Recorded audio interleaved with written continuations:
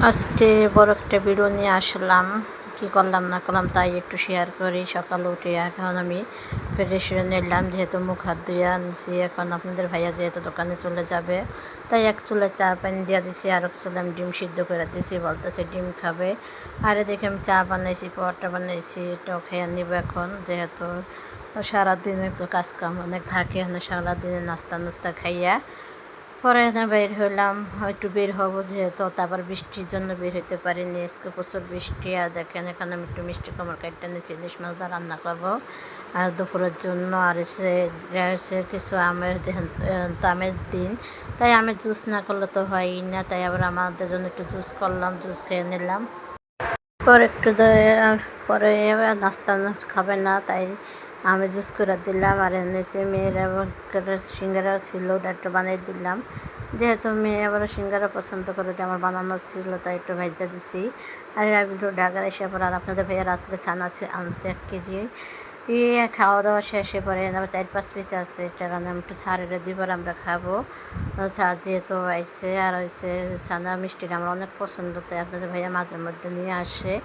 আজ আমার ভাই আজকে আবার আমার ভাইয়ের লিচু নিয়ে এসে, আমার নিজের ভাইয়া, তারপর লিচুগুলো আমি খিচুড়িতে রেখে দেবো। আর রেখে দেবো, একটু সবাই মিলে খাওয়া হয়ে যাবে। আর বেশি তো খাওয়া হবে না, নষ্ট করবে। পরে রাত্রে সন্ধ্যার টাইমে আপনাদের ভাইয়া বলতেছে একটু খিচুড়ি রান্না করো। এখন যেহেতু গরুর মাংস তো নিচে লাইকে রয়েছে, আমি এখন ফ্রিজটা বন্ধ করিনি, কালকে বন্ধ করছি, এখনও ছোটে না।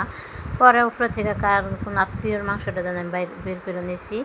পরে বলতেছে আমারটা নিচে ছুটাইয়া পরে ওটা রেখে দিব, কারো কোনো আত্মীয়র মাংস এখনও দেওয়া হয় নাই। আর যেহেতু এবার দেশে জেনে নিতেও পারি নাই, যেহেতু আমার বড় বোনের গাড়ি যেহেতু যাবে, তাহলে সেটা দিয়ে দিব। আর এদিকে দেখেন আবার আমার ছেলে মেয়ে সবাইকে খাইতে দিয়ে দিছি। আর খিচুড়িটা এত মজা হয়েছে আর সুন্দর হয়েছে, এত কালার হয়েছে। আর আমার পাকঘরের লাইটটা যেহেতু একটু ডিপ কালার হয়ে গেছে, এই জন্য কালারটা তো ফোটে না, কিন্তু রুমের ভেতরে না যদি আমি ভিডিও করি, ওটা খুবই মজা লাগে। পরের দিন যেহেতু রান্নাবার আমি আর করবো না, আজকে আমার বড় বোনে খাবার দিব দোকানে, তাই আজকে আমি এনে রাত্রে খিচুড়ি, মেয়ে বলতেছে রেখে দাও, আমার কালকে দুপুরে গরম করে দিবা। মেয়ে আবার খিচুড়িটা পছন্দ করতে, ছেলে মেয়ের জন্য খিচুড়িটা হয়ে গেছে। আর এদিকে আমি যে মাংসটা কষিয়ে রাখছিলাম রাত্রে, ওটার আবার একটু জল দিয়ে রান্না করলাম, যেহেতু আমি ভাত খাবো বা রাত্র হয়ে যাবে না, একটু ভর্তা করবো। রাত্রে যে ভর্তাগুলো করবো আমি ওটার রেসিপি করবো, দেখাবো। আর দেখেন এই মাংসটাও খুবই সিদ্ধ হয়েছে আর খুবই মজা লাগতেছে। এইভাবে মাংস রান্না করলে আমার কাছে অত মজা লাগে। একটু শক্ত থাকবে, বেশি একটা নরম হবে না, তাই মজা লাগে। আর এখন খাবারগুলো আমি মেয়ের ছেড়ে দিতে আসি। আর খিচুড়িটা আসলে অনেক মজা হয়েছিল, সবাই খেয়ে মজা হইতেছে। আর দেখেন আমি যেহেতু বলছি কালকে ফ্রিজ বন্ধ করছি, এখন ছোটে নাই। আর দেখেন এই ব্যাগ গ্রুপ সব আত্মীয় স্বজনের মাংস আমি এভাবে রেখে দিচ্ছি, এরকম লাগছে। আর উপরে থেকে আমি ব্যাগগুলো বের করবো, আর নিচেরটা আবার ফ্রিজটা খুলে রাখবো।